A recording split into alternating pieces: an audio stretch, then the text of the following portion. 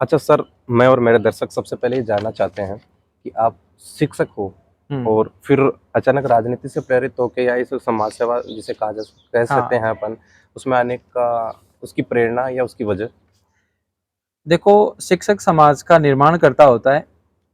वैसे भूमिका निभाएँ तो उसके साथ-साथ हमें राजनीतिक भूमिका भी निभानी ज़रूरी होती है क्योंकि भावी जो पीढ़ियाँ हैं, वो बच्चों का भविष्य देखा जाता है। आप देख पाते हो कि शुरू में राजस्थान विश्वविद्यालय हो या फिर अन्य विश्वविद्यालय हो, उनमें राजनीतिक करियर उनके साथ-साथ शुरू हो जाता है धीरे-धीरे, शिक्षा के साथ शुरू हो जाता है। वही जाके चलकर एमएलए, एमपी बनते हैं, विधायक और सांसद बनते हैं, मुख्यमंत्री बनते हैं और प्रधानमंत्री तक पहुँच पाते हैं। तो कहीं न कहीं एक संवैधानिक पदाधिकारी होते हैं, चाहे राज्यपाल हो, चाहे किसी मानवाधिकार आयोग का अध्यक्ष हो, तो वो भी एक राष्ट्र का निर्माण ही होता है। आरपीएससी में हो, चाहे यूपीएससी में यूपीएससी हो, में। तो सभी में कहीं न कहीं शिक्षक की भूमिका ज़रूर रहती है। और राजनीतिक करियर में है कि ज़्यादा से ज़्यादा शिक्षा को सुधारा जाए। जैसे यूरोप कंट्रीज़ हैं, उनमें शिक्षा को बहुत ज़्यादा महत्व दिया जाता है। तो राजनीति में जाकर ही हम थोड़ा बदलाव और अच्छा-सा कर पाते हैं, मैं ये महसूस करता हूँ सर। अच्छा सर। अच्छा, इतनी सारी पार्टियाँ थी मौजूद हुँ, राजस्थान में या भारत में, फिर आपने आम आदमी पार्टी का ही चयन क्यों किया सर? बिल्कुल बहुत अच्छा सवाल पूछा आपने। पार्टियाँ बहुत हैं और पार्टियाँ आगे भी बनेंगी। सभी पार्टियों का राष्ट्र निर्माण में योगदान रहता है, लेकिन कुछ पार्टियाँ एक अच्छा और एक प्रेरित कार्य करती हैं। जैसे मैं जिस वर्ग से जुड़ा हुआ हूँ, उसके लिए आम आदमी पार्टी एक शिक्षा और स्वास्थ्य पर ज़्यादा बल देती है। रोजगार और एक भ्रष्टाचार को लेकर इनका राष्ट्रीय मुद्दा है, मुद्दा था, जिस हाँ, पर ये अपना आंदोलन। चुनाव लड़ती है। हालांकि अन्ना हजारे से लेकर आज तक जो भ्रष्टाचार की बात है, उस पर लगाम लगी है, लेकिन फिर भी थोड़ा-सा अन्य पार्टियों के हिसाब से इतना लगाम नहीं लग पाई। तो मैंने सोचा कि एक अच्छी पार्टी और स्वच्छ और अच्छी राजनीति करने वाली और वास्तव में जो राष्ट्र का निर्माण कर सकती है, उस पार्टी को हमने चयन करना चाहिए और इस पार्टी के हिसाब से उद्देश्य को देखकर मैंने इससे प्रभावित हुआ। अच्छा, शिक्षक होकर शिक्षा का मुद्दा ही साथ में लेते हुए आपने राजनीति जॉइन की है। बिल्कुल। अच्छा, पुष्कर जी, आप वर्तमान में अपनी जो पार्टी की तरफ से आपको जो पद दिया गया है, जो हुँ। ज़िम्मेदारी दी गई है, उसके बारे में हमारे दर्शकों को बताइए? देखो, अभी पार्टी ने मेरे 2 साल के जो कार्य था, उसको देखकर मुझे ब्लॉक अध्यक्ष का पद दे रखा है, चौमू विधानसभा से। और इस कार्य को हम जन-जन तक पहुँचा रहे हैं कि आम आदमी पार्टी शिक्षा, स्वास्थ्य, रोजगार, महिला सुरक्षा, रोड, पानी, बिजली, ये सारी सुविधा उपलब्ध कराती है, उसको हम जन-जन तक पहुँचा रहे हैं। पार्टी की विचारधारा को जब तक जनता तक नहीं पहुँचाएँगे, तो लोग जान नहीं पाएँगे। जैसे आज दिल्ली में लगभग-लगभग सब लोगों तक पहुँच गई, वहाँ हमें ज़्यादा प्रचार की आवश्यकता नहीं होती क्योंकि लोगों तक पहुँच गया, एक बार दिल्ली में काम देख लिया, उसके साथ पंजाब में भी देख लिया, तो सरकार बार-बार हमारे वहाँ पर रिपीट हो जाती है। हम काम को देखकर थोड़ा-सा लोग वोट देते हैं वहाँ पर, तो यहाँ पर भी हमें एक बार तो शुरुआत में ये प्रचार-प्रसार करना पड़ेगा। एक मौका अगर केजरीवाल को दे दिया जाए, तो फिर राजस्थान में बदलाव की लहर चलेगी, वो बार-बार ये पार्टी रिपीट होगी। चोमू की जो बेसिक समस्याएँ हैं, हुँ, उनके बारे में अपन बात करें, हुँ। तो आप जनता को और दर्शकों को अवगत करा सकते हैं कि चोमू में क्या-क्या बिल्कुल। समस्याएँ हैं, जिनके लिए आम आदमी पार्टी की ज़रूरत है? देखो, समस्याएँ बहुत सारी हैं, लेकिन जब हम सामान्य रूप से देखें, सब लोगों की समस्या देखें जनता की, तो चोमू की जनता के लिए सबसे पहले पानी की समस्या है, जिसे हम हमारी पार्टी आती है तो विजन लेकर बिसलपुर का पानी या अन्यत्र कोई जैसे बांध वगैरह है जमरामगढ़ बांध से, ये बस नजदीक है जयपुर से, उस बांध से ऐसा हरमाड़ा से यहाँ पर चोमू तक आने में लगभग 16-17 किलोमीटर है, तो हरमाड़ा तक है तो उसको बिसलपुर पानी को हम जोड़ा जा सकता है, तो पानी की समस्या है। दूसरी, यहाँ पर लाइट सार्वजनिक स्थलों पर थोड़े कम है और लाइट बीच में कट भी जाती है, तो 24 घंटे लाइट की मुहैया होनी चाहिए, सुविधा होनी चाहिए। तीसरी समस्या है विकास के लेकर देखें तो आज परिवहन जो सुविधा है सब जगह है, परिवहन व्याप्त है और उसमें सड़क एकदम अच्छी होनी चाहिए। तो सड़क के लिए अच्छी सड़कें हो सकती हैं, आगे से बजट आता है, लोग टैक्स देते हैं, तो बजट के देखकर हम देखें तो हर गांव में तो 43 ग्राम पंचायतें, उनमें हालत एक दो जगह मरम्मत का कार्य हुआ है, बाकी जगह इतने खड्डे हैं, पता नहीं चल पाता और बेहद खराब इतनी स्थिति है। बहुत खराब स्थिति है, दयनीय स्थिति है। और राजस्थान की राजधानी है जयपुर, उसका एक चौमू तहसील है, उसकी ये स्थिति है, तो और बाकी जगह की क्या स्थिति होगी। ये समस्याएं हैं, ये मेन समस्याएं हैं ये। इलेक्शन 2023 नजदीक है, तो बिल्कुल आपकी पार्टी क्या पूरी 200 विधानसभा सीटों पे अपने कैंडिडेट उतारेगी? इस बारे में जानकारी है? बिल्कुल। इस बार राजस्थान का जो चुनावी माहौल है, राजस्थान के साथ साथ मध्य प्रदेश, छत्तीसगढ़ में भी चुनाव है, तो राजस्थान में चुनाव में पूरी 200 सीटों पर पार्टी पूरी तैयारी है। पार्टी की ग्राम स्तर पर कमेटियां बन चुकी हैं, हर गांव-गांव में हमारे सचिव सेक्रेटरी बने हुए हैं।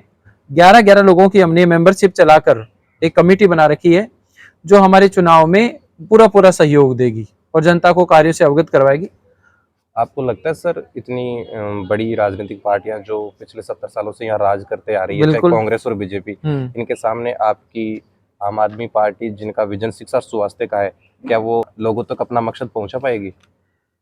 बिल्कुल मकसद पहुंचा पाएगी और उसके लिए प्रयास कर रहे हैं, और 200 में से हमें पूर्ण बहुमत सरकार बनाने की पूरी आशा और उम्मीद है, और जनता परिवर्तन चाहती है। देखो, सामने स्पष्ट नहीं आता, क्योंकि पहले से जो कार्य करता है उसको एकदम से ऐसा नहीं हो। दूसरी बात यह है कि बड़ी पार्टी कोई होती नहीं है, जनता बनाती है, और ये जनता कभी भी बदलाव ला सकती है। जैसे दिल्ली और पंजाब में लेके आई, उस तरह से कभी भी राजस्थान में ये सत्ता परिवर्तन हो सकता है, और शक्ति जनता में होती है, पार्टियों में शक्ति नहीं होती। ना कांग्रेस में शक्ति है, ना बीजेपी में। शक्ति जनता में मौजूद है, जो कभी भी बदल सकती है। और इस बार जनता का पूरा मूड है कि राजस्थान में बदलाव आए। एक स्वच्छ और अच्छी राजनीति के लिए पढ़े लिखे लोगों को आगे आना चाहिए, समाज का निर्माण करना चाहिए। पुष्कर जी, जो इंडिया अलायंस हुआ है, गठबंधन हुआ है इंडिया नाम का, हाँ, उसको लेकर आपकी क्या प्रतिक्रिया है? देखो, इंडिया नाम से जो गठबंधन हुआ है वो विपक्षी लोगों ने किया है और बीजेपी के अगेंस्ट किया है। तो इसका मतलब यह है कि विपक्ष जितना मजबूत होगा, तो सत्ता पक्ष वाला व्यक्ति एक अच्छा कार्य कर पाता है। विपक्ष की भूमिका रहती है लोकतंत्र में, डेमोक्रेसी में, जितना विपक्ष अच्छा मजबूत होता है, तो कार्य उतना ही जो सरकार है वो कार्य अच्छा करती है। तो उसके लिए लोकसभा स्तर पर हमारे यहाँ पर गठबंधन किया गया है, जिसमें उसका नेतृत्व कांग्रेस पार्टी को दिया गया है। बाकी सभी लोग आवश्यकता अनुसार गठबंधन करते हैं, पहले करते भी आए हैं, और अलग भी कभी भी हो सकते हैं। तो ऐसा नहीं है, गठबंधन किया है तो हमने विपक्ष को मजबूत करने के लिए किया है, क्योंकि बीजेपी सरकार है वो एक तरह से जैसे कुछ जो कार्य किए उनमें उतना प्रॉफिट नहीं हो पाया जितना लाभ पूरे देश को होना चाहिए था। चाहे आप नोटबंदी की बात को लेकर देख लो, भ्रष्टाचार को लेकर देख लो, और आप जो पुलवामा आतंकी था उसका अभी तक कोई जांच नहीं हो पाई।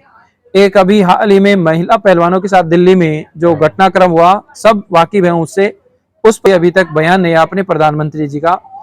और एक अभी मणिपुर में जो हिंसक घटनाएं चल रही हैं उस पर भी कोई प्रतिक्रिया नहीं हुई, तो उस पर तुरंत एक्शन लगाना चाहिए। आपातकाल की स्थिति है, एक सांप्रदायिक हिंसा को रोक लगनी चाहिए।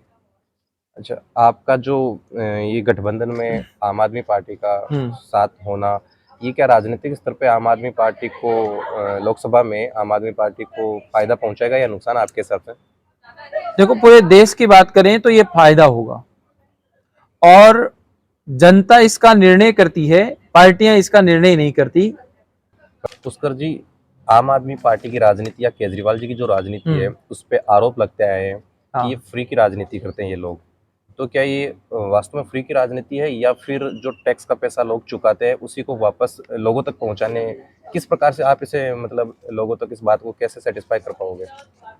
देखो, आरोप लगते हैं इसका मतलब उत्थान हो रहा है।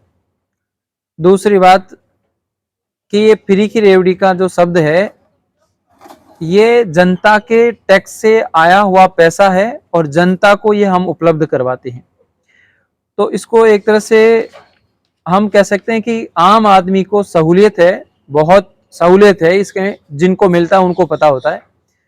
फ्री की रेवड़ी ऐसे नहीं कि हम किसी बड़े व्यक्ति को, बिजनेसमैन को, हमारे बहुत सारे अरब डॉलर रुपए लेकर यहाँ से भगा दें विदेश में। हम यहाँ जनता का पैसा है, जनता को ही ऊपर खर्च करना चाहते हैं। और आज दिल्ली ऐसी केंद्र शासित प्रदेश है, इकाई है, जिसमें उसका बजट सरप्लस है, ये देने के बाद, सारी सुविधाएं देने के बाद, क्योंकि जनता का पैसा है। जनता के लिए लगाना चाहिए। तो सभी दर्शकों को नमस्कार, और चैनल को मैं बहुत बहुत धन्यवाद देना चाहता हूं जिन्होंने आज इस मुहिम को हमारे तक लेके आए। मेरा नाम पुष्कर सिंह सामोता है और मैं चोमू विधानसभा के ग्राम पंचायत सिंगोद खुर्द का निवासी हूं, और लगभग मुझे 10 साल हो गए शिक्षा के क्षेत्र से जुड़ा हुआ हूं। दूसरी बात मैं ये कहना चाहता हूं कि मेरा जो फैमिली बैकग्राउंड है वो राजनीतिक कैरियर से नहीं है। ठीक है, मेरे पिताजी एक किसान वर्ग से आते हैं और खेती करते हैं। मैंने भी बहुत सारा कार्य किया है, और अब वर्तमान में मैं खेती के साथ साथ पढ़ाने का कार्य करता हूं। बच्चों को, समाज को एक नई दिशा देने का कार्य करता हूं। अनेक शिक्षण संस्थाओं में मैं पढ़ा चुका हूं। चोमू के जितने लगभग शिक्षण संस्थाएं हैं प्रतिष्ठित, वर्तमान में गोविंदगढ़ में कॉलेज में मैं प्रोफेसर के रूप में कार्यरत हूं। और इसी रूप में मैंने धीरे धीरे जब देखा तो समाज के निर्माण में राजनीतिक कैरियर की मैंने शुरुआत की है कि एक समाज बदलाव चाहता है, और आम आदमी पार्टी सबसे बड़ा एक ऐसा ऑप्शन है जो शिक्षा स्वास्थ्य मॉडल को लेकर कार्य करती है। तो एक समाज को अच्छी राजनीति की शुरुआत की जा सकती है उससे। इससे मैं प्रभावित होकर राजनीति के कैरियर को जुड़ा हूँ। आपने अपना इतना कीमती समय हमें दिया, इसके लिए बहुत बहुत धन्यवाद पुष्कर जी। बिल्कुल, आपका भी बहुत बहुत धन्यवाद कि आपने मुझे इस योग्य समझा, आपने मेरा इंटरव्यू लिया। आने वाले समय में हम और भी अच्छा प्रयास करेंगे। चोमू विधानसभा की जनता का विकास चाहते हैं, और यह समाज सेवा का कार्य मुझे बहुत आत्मसंतुष्टि प्रदान करता है।